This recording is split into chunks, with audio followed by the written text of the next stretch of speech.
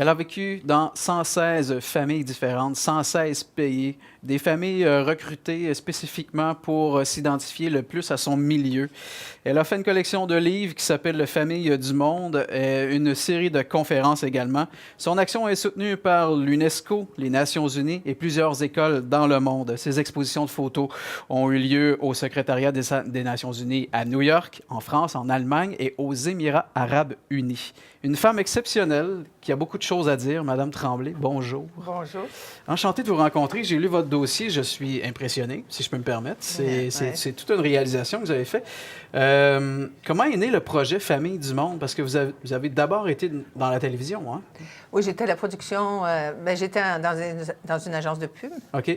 J'ai commencé dans le montage. Après, j'ai fait de la production, du casting et tout. Puis, j'ai été invitée dans une agence de publicité. Puis, quand j'ai eu cette idée-là, j'ai travaillé dans une agence de pub.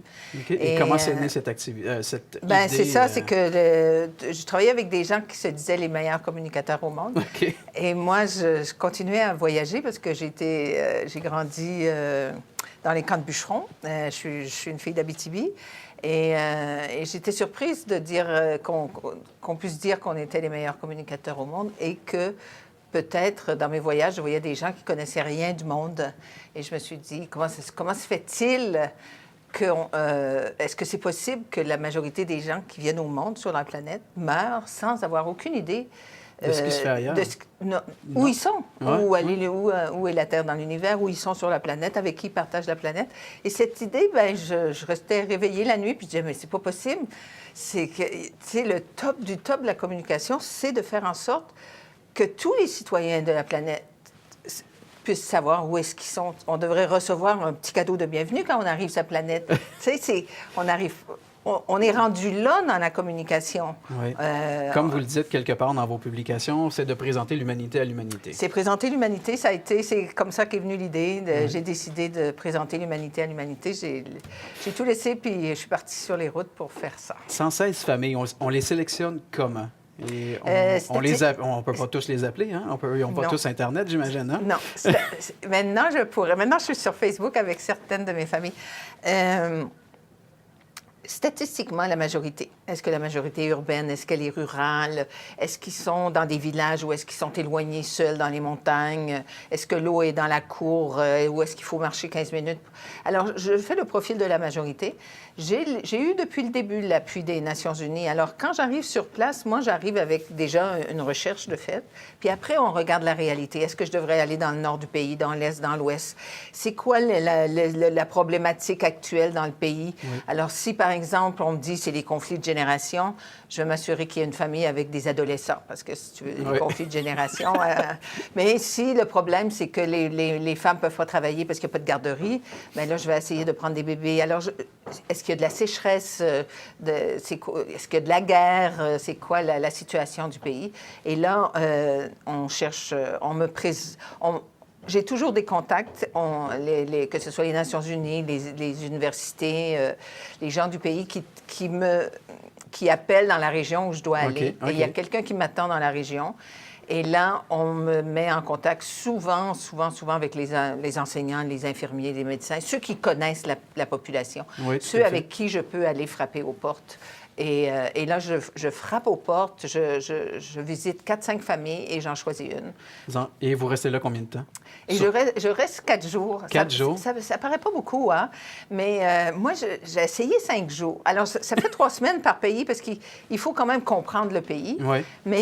Et là, j'ai essayé 5 jours, puis là, je me disais, mais ça doit être comme la belle-mère, il faut s'en aller. Là. je sentais le malaise. Oui, oui. Et c'est seulement quand je suis arrivée chez les nomades arabes, eux, ils disent que l'hospitalité, c'est 3 jours. Qu'après 3 jours, un invité, c'est comme du fromage, ça commence à sentir mauvais. Okay. Et là, je me suis dit, bon, OK, moi, je l'ai fait instinctivement. Mais c'est ça, l'hospitalité, je ne pouvais pas le faire en 3 jours. 4 jours, c'était vraiment tout ce que je pouvais faire. Parce qu'une journée, je vais suivre les enfants, l'autre journée, je vais suivre l'homme, l'autre journée, je suis la femme dans ses activités. Dans une entrevue que vous avez accordée, vous avez dit que le pouvoir, ce n'est pas la police, ce n'est pas l'armée, ce n'est pas le gouvernement, c'est plus ce que les autres ont à dire sur nous. Oui, Oui. moi, j'ai été tellement surpris de voir comment il y a je pense qu'il y a des pays entiers qui se développent pas à cause de la peur de ce que le voisin va dire si ils font des gestes qui sont hors tradition. On parle de crimes Ouais, d'honneur. il y a les crimes d'honneur, il y a qu'est-ce que... oui, puis le rejet de la famille, le rejet de la...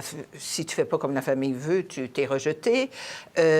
Ensuite, la propreté, tu sais, qu'est-ce que le voisin va dire. Je l'ai trouvé beaucoup, ça, en Europe.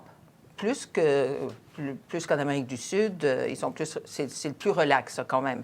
Ouais. C'est le continent le plus relax. Mais de dire que tu te lèves à 5 heures du matin pour nettoyer ta maison au cas où il y a quelqu'un qui va frapper puis qui va vérifier si ta maison est propre puis qui va aller le dire aux voisins, ça, c'est quand même beaucoup, mais il y en a beaucoup comme ça. Oui. Et ensuite, il y a le mauvais sort. Alors, quand tu vis dans un pays qui joue avec le mauvais sort, ben, tu n'essayes pas d'améliorer ton sort. Parce que si t'arrive un malheur, on va t'envoyer un mauvais sort, alors tu n'améliores pas ta vie. C'est quand même une très, très grande force. Oui. Il y a autre chose que j'ai envie de parler, mais ça va tellement vite. Déjà, je dois inviter les gens à votre conférence qui a lieu très bientôt, le 7 mars prochain, du côté du Vieux-Montréal, le Cégep du Vieux-Montréal. Oui, c'est dans le cadre de la Journée internationale de la femme. Oui. Et c'est toute une nouvelle conférence que j'ai intitulée « Histoire de femmes, histoire d'hommes ». Alors, ça va être... je m'amuse à la préparer. Il y a une autre chose que vous avez dite, et je vous laisserai pas développer, je vais inviter les gens à aller s'informer, c'est que pour aider les hommes dans l'humanité, ça prend une voix d'homme. Bien, ça fait plus de 25 ans que je dis qu'il faut une agence des Nations unies pour aider les hommes, mais je pense que ça devrait être les hommes qui vont aider les hommes et non pas les femmes, quoi qu'on essaye quand même. Mais je pense que les hommes ont besoin d'aide et qu'il faut un homme pour le dire haut et fort. Oui. Oui. Merci de votre passage, Mme Tremblay. Ça me fait plaisir. Merci de l'invitation. Très, très intéressant et j'ai hâte de lire tout ce que vous avez fait. J'invite à vous de même de faire la même chose, aller voir ce que Mme Tremblay a fait comme visite à travers le monde. Alors, merci d'avoir été là. De retour après la pause, on parle de rafting compétition au Québec et ailleurs dans le monde avec les filles de la Rouge.